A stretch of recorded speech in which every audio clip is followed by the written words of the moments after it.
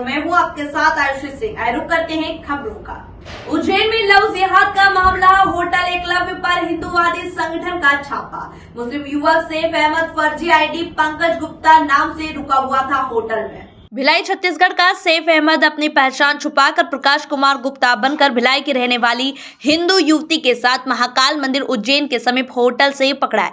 भिलाई छत्तीसगढ़ में गब्बर ढाबा एवं गब्बर कैफे बिरयानी का संचालन करने वाला सैफ अहमद प्रकाश कुमार गुप्ता के नाम से भिलाई छत्तीसगढ़ की हिंदू युवती को लेकर उज्जैन महाकाल मंदिर के समीप होटल में ठहरा हुआ था। स्थानीय जागृत हिंदू वीर द्वारा लड़का लड़की को संदिग्ध देखकर स्थानीय हिंदू समाज को सूचना दी गई। स्थानीय हिंदू समाज ने पुलिस की सहायता से उक्त युवक युवती को होटल से पकड़वाया और पुलिस द्वारा पूछताछ करने पर उसके पास से सैफ अहमद नाम का आधार कार्ड जिससे उसकी पहचान हो सकी।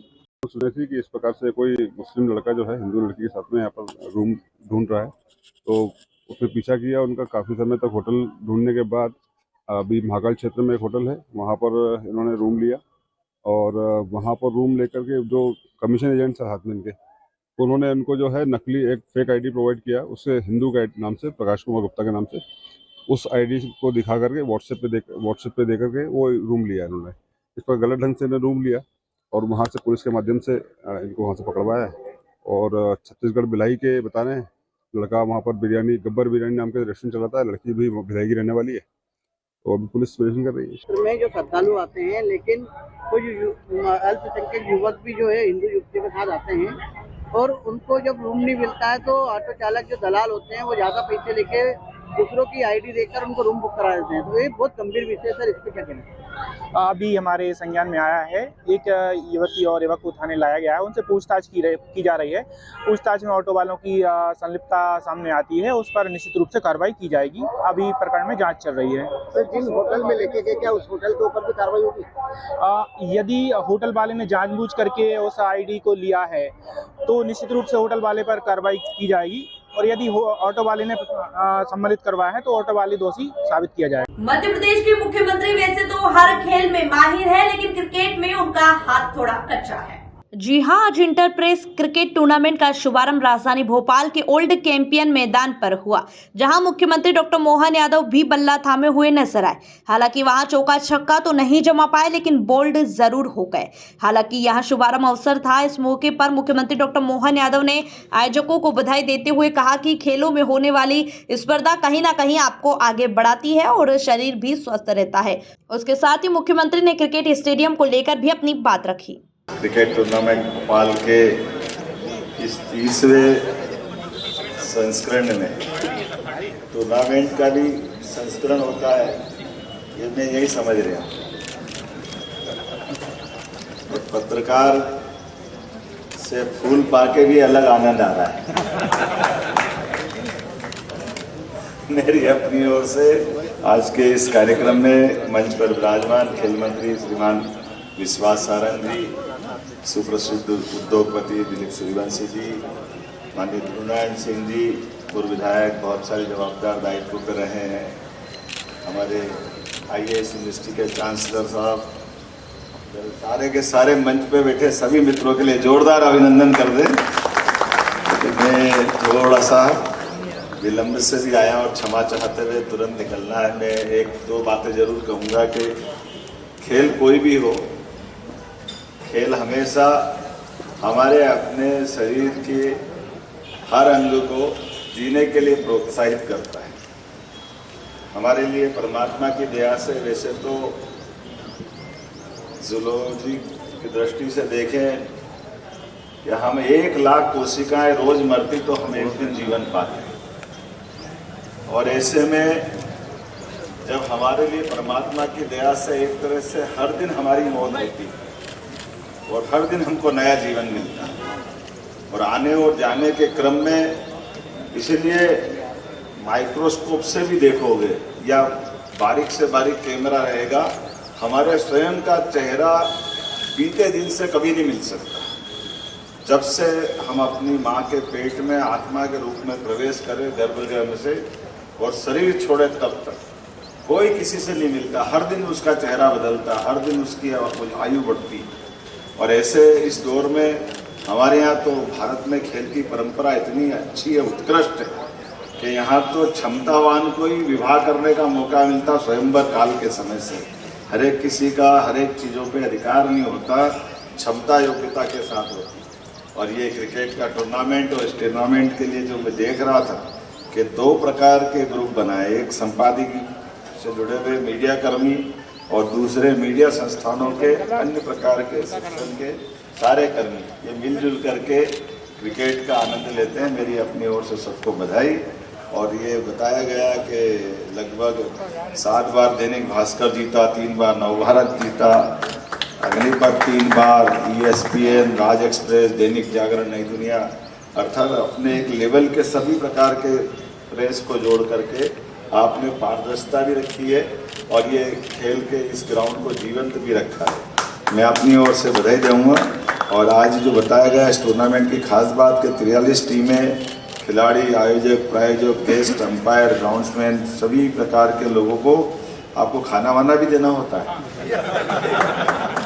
अच्छा, तो अगर आप एक आध बार खाना हमको मौका दे देना, हम भी खाना खिलाएंगे। मैं अपने इस टूर्नामेंट के सभी प्रकार के अलग अलग विभागों के माध्यम से ये जो खेल का कोई भी स्थान हो, मुझे इस बात की प्रसन्नता है, जब मैं शिक्षा मंत्री बना और नई शिक्षा नीति आई तो नई शिक्षा नीति के माध्यम से हमारे इस बात की गुंजाइश दी गई थी कि शिक्षा नीति में खेल केवल गतिविधि में था, एक्टिविटी में था, उसको डिग्री कोर्स से कोई लेने देना नहीं। उसी प्रकार से स्पोर्ट्स टीचर की भी ये मजबूरी थी कि स्पोर्ट्स टीचर सबसे ज़्यादा दया के पात्र रहते हैं। वो असिस्टेंट प्रोफेसर, लेक्चरर, इस प्रकार की कोई श्रेणी में नहीं आते। हमने बदलाव किया कि नहीं, ये गलत बात है। तो नई शिक्षा नीति के माध्यम से खेल के आधार पर भी डिग्री मिलेगी और हमारे स्पोर्ट्स टीचर को आगे जा कर के असिस्टेंट प्रोफेसर तो ठीक है, वाइस चांसलर तक भी बनने की गुंजाइश मिलेगी। क्योंकि सभी प्रकार से जब हमको खेल को प्रोत्साहन देना, और यशस्वी प्रधानमंत्री श्रीमान नरेंद्र मोदी जी को धन्यवाद, जिनके नेतृत्व में सभी प्रकार की खेल की प्रतिभाओं को लेकर के उन्होंने अपने इस पूरे अभियान में, ये बात सही कि ओलंपिक, एशियाड, ये हमारे बहुत बड़े एक तरह से प्लेटफॉर्म है जिसके बलबूते पर देश की दुनिया में पहचान बनती है। उन्होंने अलग अलग प्रकार के सभी खेलों को प्रमोट किया, सबको प्रोत्साहन दे रहे हैं और उसके परिणाम भी हमको दिखाई दे रहे हैं। और मैं उम्मीद करता हूं से जिस प्रकार से मोदी जी ने अपने प्रयास किए, हमने भी कोशिश की है। आप स्टेडियम बनाने की बात कर रहे थे, कहाँ बघेल जी, कहाँ बनाना है स्टेडियम? इसमें एक ही कष्ट है उसका। मुझे मालूम पड़ा कि जो भारत का क्रिकेट एसोसिएशन जो है आमतौर पर एक स्टेट में एक ही स्टेडियम बनाता है इंटरनेशनल, और उनके अपने यहाँ संयोग से 2 बन गए, एक ग्वालियर भी हो गया और एक इंदौर हो गया।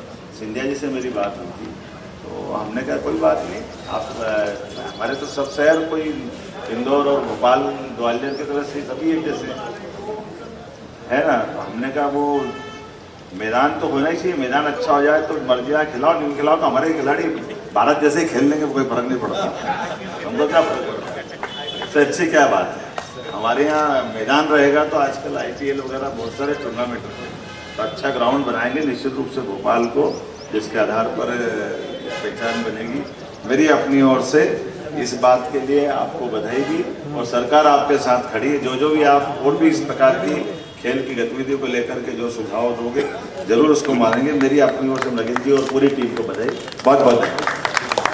जबलपुर के आधारताल थाना अंतर्गत लोन के नाम पर धोखाधड़ी कर लोन की रकम को हजम कर जाने वाले सुमित पांडे के खिलाफ आधारताल पुलिस ने मामला पंजीबद्ध करते हुए जांच शुरू कर दी है। बताया जा रहा है कि आरोपी सुमित पांडे लोगों से लोन दिलाने के नाम पर धोखाधड़ी किया करता था और उनके नाम से निकले हुए लोन के पैसे को खुद खा जाया करता था। एडिशनल SP प्रदीप कुमार शिंदे ने जानकारी देते हुए बताया कि आधारताल थाना क्षेत्र में 2 शिकायतकर्ताओं में आरोपी सुमित पांडे के खिलाफ नामजद शिकायत दर्ज कराई है। पुलिस ने जानकारी देते हुए बताया है कि धोखाधड़ी के सारे सबूत एकत्र कर लिए गए हैं। वहीं सुमित पांडे के ठिकानों पर भी लगातार दबिश दी जा रही है। जल्द ही आरोपी सुमित पांडे को गिरफ्तार कर लिया जाएगा। सुमित पांडे पर 24-25 लाख रुपए की धोखाधड़ी करने का आरोप है। ये वैसे मामला तो पुराना है और बैक डेट में ही पंजीबद्ध हुआ है। ये आज का डेट तो 6 हो गया है ना, 5 हो गया। डेट नहीं बता रहे, हम बता दे रहे हैं ना, ठीक है, चालू करें।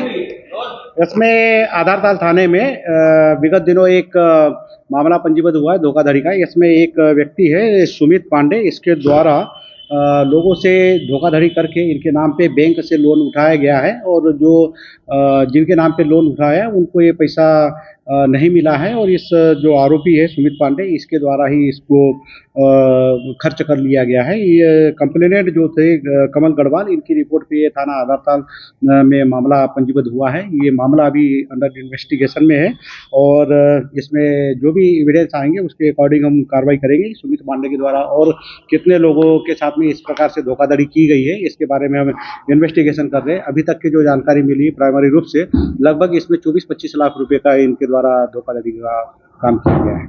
आरोपी गिरफ्तार अभी आरोपी जो है अरेस्ट नहीं हो पाया है, हम शीघ्र ही इसको अरेस्ट कर लेंगे। मामला अंडर इन्वेस्टिगेशन चल रहा है।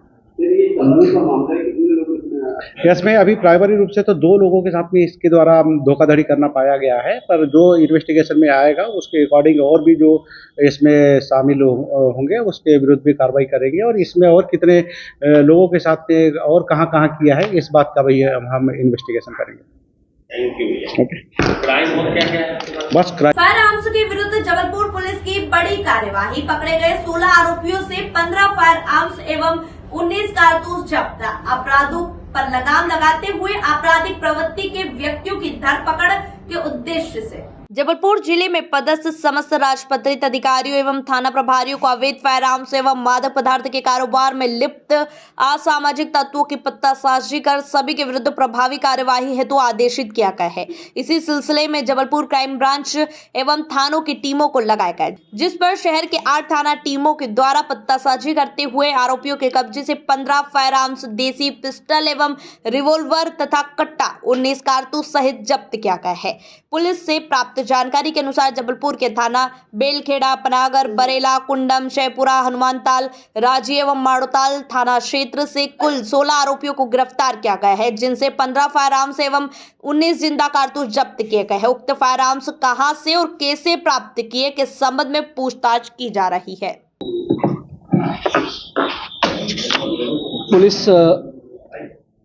पुलिस अधीक्षक जबलपुर महोदय के मार्गदर्शन में जबलपुर जिले में इलीगल फायर आर्म्स रखने का और इस इलीगल फायर आर्म्स से होने वाले अपराध को रोकने के लिए हमने 2 दिन से लगातार एक अभियान चला रहे। उसी अभियान के रूप से टोटल हमने 2 दिन में, मतलब परसों और कल 2 दिन को मिलाकर हमने 16 आरोपियों को पकड़ाया है, और 16 आरोपियों से हमारे को 15 टोटल फायर आर्म्स मिले हैं, इलीगल फायर आर्म्स, और उसके साथ टोटल 19 जिंदा कारतूस भी मिले हैं। टोटल बेलखेड़ा थाना, शाहपुरा थाना, पनागर थाना, बरेला, कुंडम, हनुमानताल, रांझी और माड़ाताल, टोटल 8 थानों में हमने इस 16 आरोपियों के खिलाफ हमने 25 और 27 आर्म्स एक्ट के अंदर उनके खिलाफ हमने FIR करके कार्रवाई की है, और इनको सभी को हमने गिरफ्तार करके उनका पूछताछ भी जारी कर रहे हैं। टोटल इसमें 16 आरोपी हैं। बेलखेड़ा में 2 आरोपियों के खिलाफ हमने कार्रवाई की है। उसके अलावा पनागर में हमने टोटल 4 आरोपियों के खिलाफ कार्रवाई की है। बरेला, कुंडम, शेरपुर में हमने 1-1 आरोपियों के खिलाफ कार्रवाई की है, और हनुमानताल में हमने टोटल 3 आरोपियों के खिलाफ कार्रवाई की है, और उसके साथ हमने रांझी में 2 आरोपियों के खिलाफ और टोटल माड़ोताल में 2 आरोपियों के खिलाफ हमने कार्रवाई की है। उन लोगों का 16 लोगों का हमने लगातार पूछताछ कर रहे हैं, और कहाँ से ये लोग फायर आर्म्स को लेके आए हैं, सप्लाई चेन को हमने ब्रेक करने के लिए कोशिश कर रहे हैं। और इसके अलावा within the state, within the Madhya Pradesh कोई सप्लाई कर रहे हैं, या आउट ऑफ द स्टेट मतलब मध्य प्रदेश के बाहर से कोई सप्लाई वगैरह कर रहे हैं, उसका भी हमने लगातार पूछताछ जारी। मतलब यही बता रहा हूँ ना, टोटल बेलखेड़ा में 2 है, 2 पिस्टल पकड़ा गया है। पनागर में टोटल 4 आरोपियों के खिलाफ 4 पिस्टल पकड़ा गया है। बरेला, कुंडम, शाहपुरा में 1-1 पिस्टल पकड़ा गया है, और हनुमानताल में 3 पिस्टल पकड़ा गया है, और रांझी में 2 और माड़ोताल में 2 पिस्टल पकड़ा गया। टोटल हमने pistol in the sense total 15 fire arms को हमने इनके तरफ से हमने जब्ती की है, और उसके साथ 19 जिंदा कारतूस भी उनके तरफ से हमने जब्ती की है। मतलब ये घटना के अलावा ये कोई इस फायर आर्म से कोई घटना हुआ नहीं है, पर मेन हमने इस घटना को रोकने के लिए इस इलीगल अवैध तरीके से फायर आर्म्स यूज़ कर रहे लोग, और इस फायर आर्म्स से होने वाले घटना को हमने दृष्टिगत रखते हुए हमने 2 दिन से एक अभियान शुरू किए थे। उसी अभियान के फलस्वरूप से हमने 15 फायर आर्म्स को हमने इस अपराधियों से हमने जब्त किए।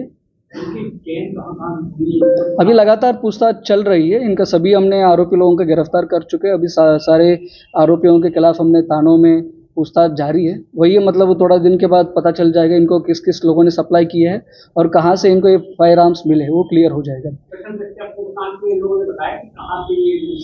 मतलब अभी लगातार पूछताछ चल रहा है, वो लिंक को हम तोड़ने के लिए कोशिश कर रहे हैं। मतलब एक आदमी बोल रहा है हम इस आदमी से हमने फायर आर्म्स खरीदा है करके, पर उसका ओरिजिन कहाँ हो रहा है, सोर्स कहाँ हो रहा है, उसको हमने थोड़ा सा उसको आइडेंटिफाई करने में थोड़ा सा समय लगेगा। इसके लिए हमने हमने सभी थानों से हमने एक आदमी को हमने चुन के हमने एक टीम भी बना लिया है। शहर का भी हमने टीम बना लिया, देहात का भी टीम बना लिया और क्राइम का एक सेपरेट हमने टीम इसको इन्वॉल्व किया है। ये फायर आर्म्स को ही डील करने के लिए हमने एक सेपरेट टीम भी बना ली है। मतलब कुछ लोगों के खिलाफ आपराधिक प्रकरण है और बाकी लोगों का भी हमने आइडेंटिफाई कर रहे हैं किन के खिलाफ आपराधिक रिकॉर्ड है करके, तो पता चल जाएगा।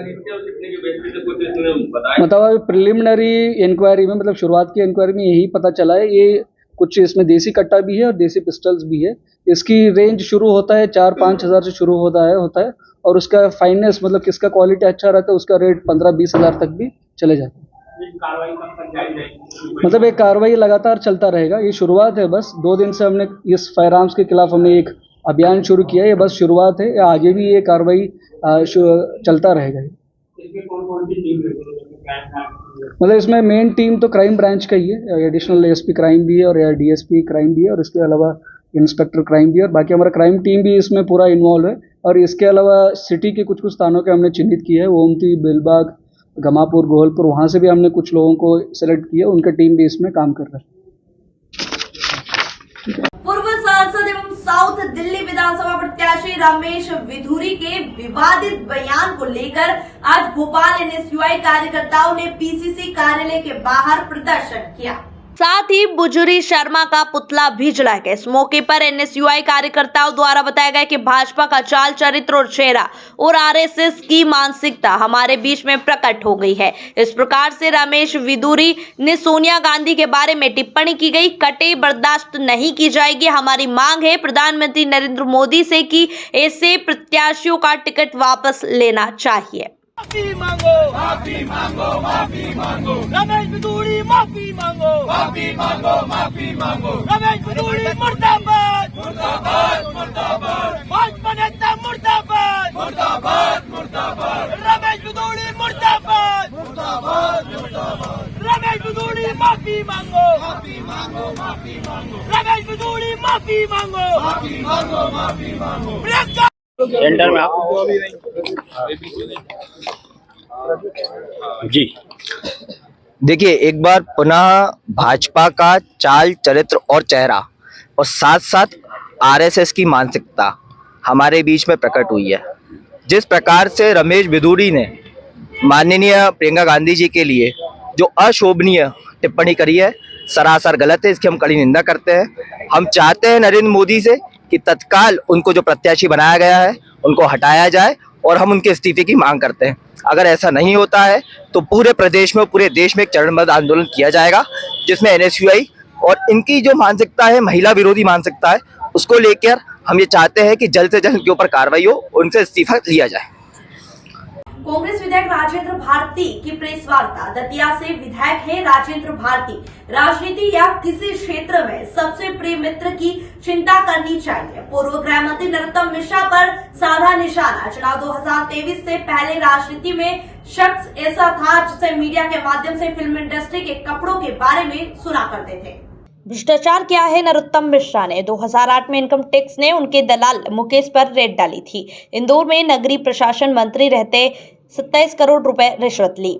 किसानों के नाम से पैसा डाला गया और भोपाल में जमीन खरीदी गई। मिश्र के वहां से काले कारनामे उजागर हुए। सौरभ शर्मा परिवहन विभाग में मामला उजागर हुआ। सौरभ शर्मा किससे जुड़ा था ये स्पष्ट हुआ है। अनुकंपा नियुक्ति स्वास्थ्य विभाग में नहीं किया गया। स्वास्थ्य विभाग में बहुत सारी वैकेंसी रहती है। आयुक्त को पत्र लिखा गया जहां सौरभ शर्मा की नियुक्ति कराई गई।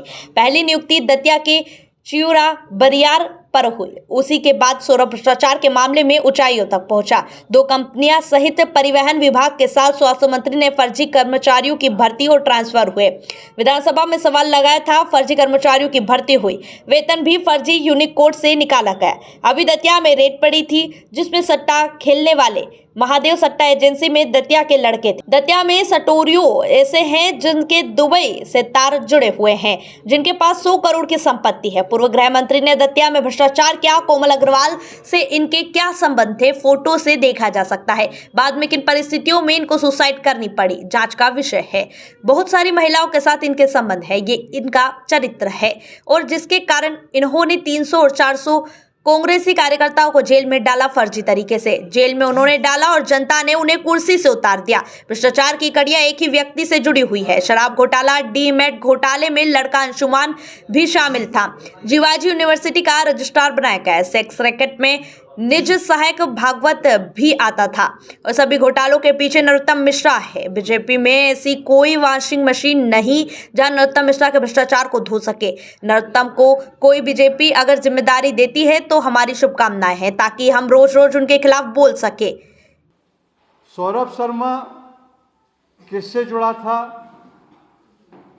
ये स्पष्ट हो गया है। अनुकंपा नियुक्ति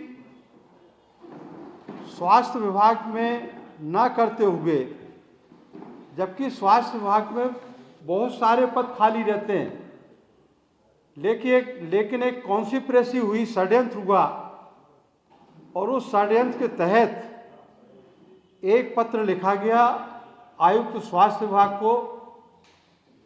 स्वास्थ्य विभाग आयुक्त ने किस तरह से लिखा वो सब आपकी जानकारी में है। और इसके बाद आयुक्त परिवहन विभाग के ऊपर दबाव डालकर सौरभ शर्मा की नियुक्ति कराई गई और पहली पोस्टिंग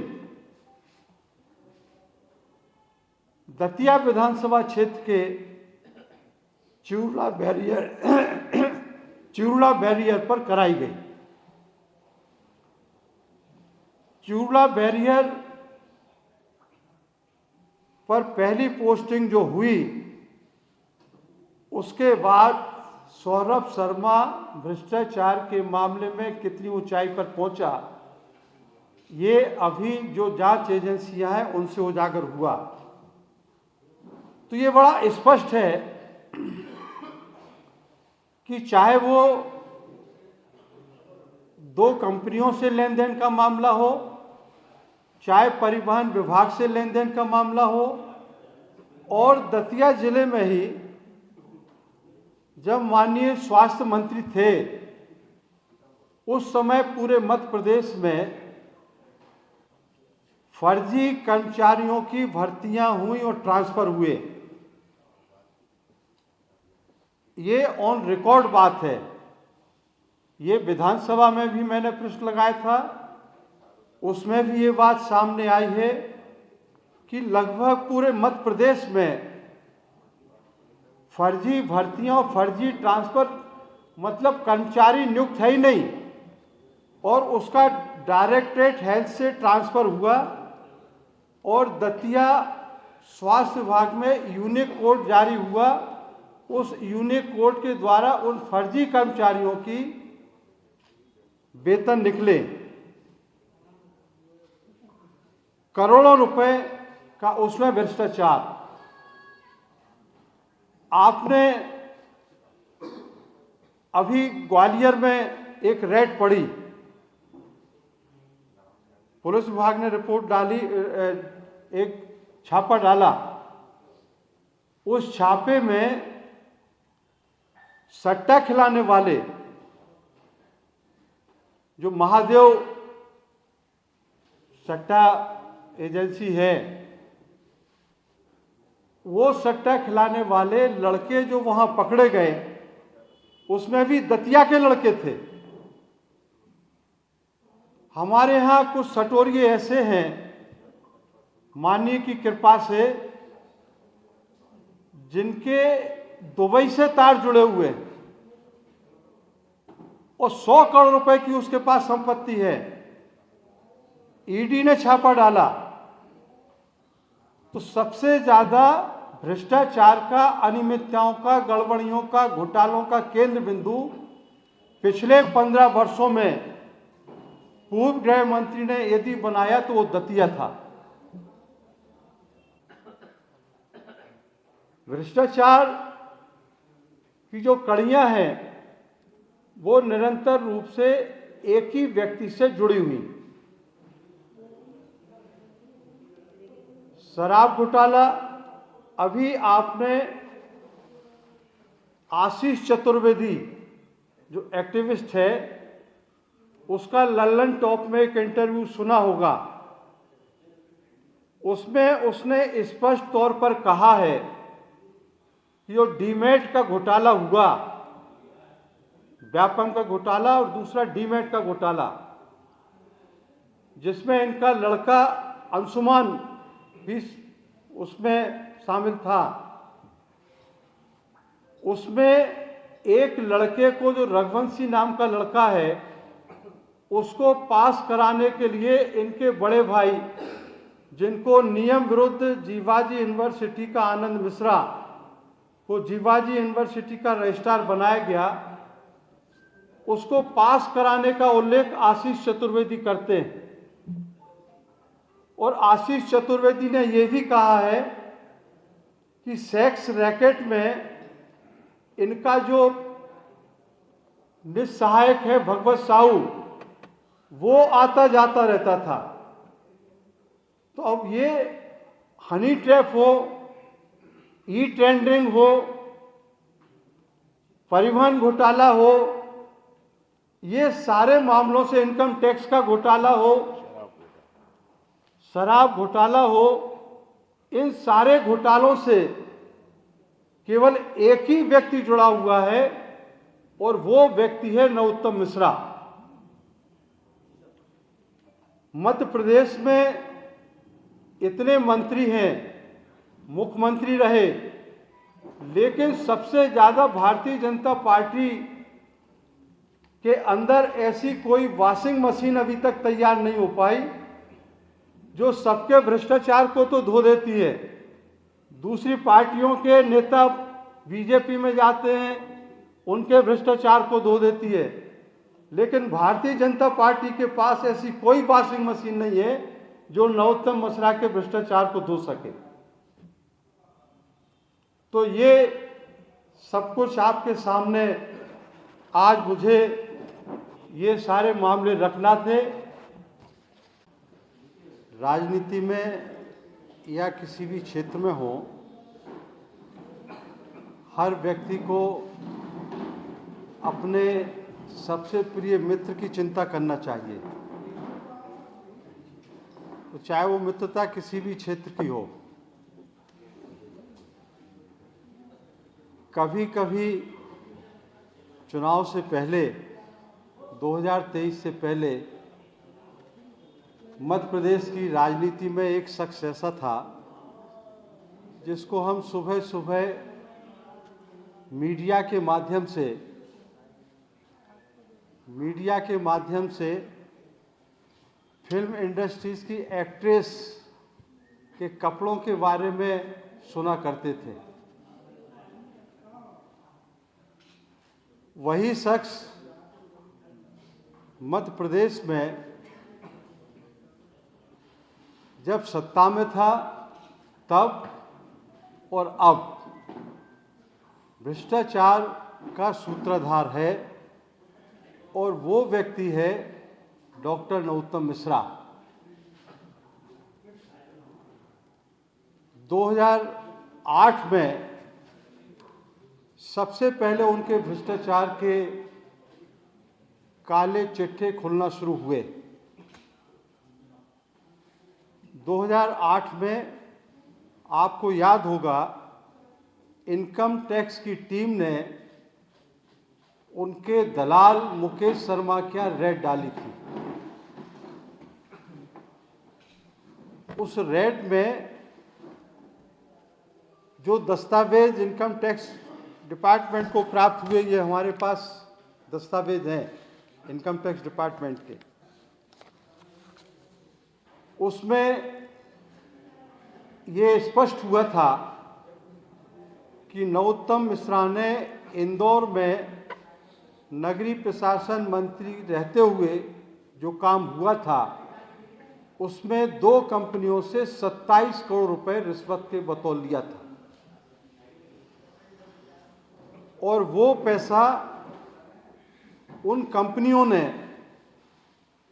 भितरवार और डबरा की जो सीसीबी बैंक की जो ब्रांच हैं उसमें किसानों के नाम से डाला गया था और उन किसानों के नाम से भोपाल में ज़मीन खरीदी गई थी। ये इनकम टैक्स डिपार्टमेंट की रिपोर्ट में है। वहाँ से जो इनके काले कारनामे उजागर हुए, अभी आपने सबने सुना होगा, मैंने भी सुना है, पढ़ा है, सौरभ शर्मा परिवहन विभाग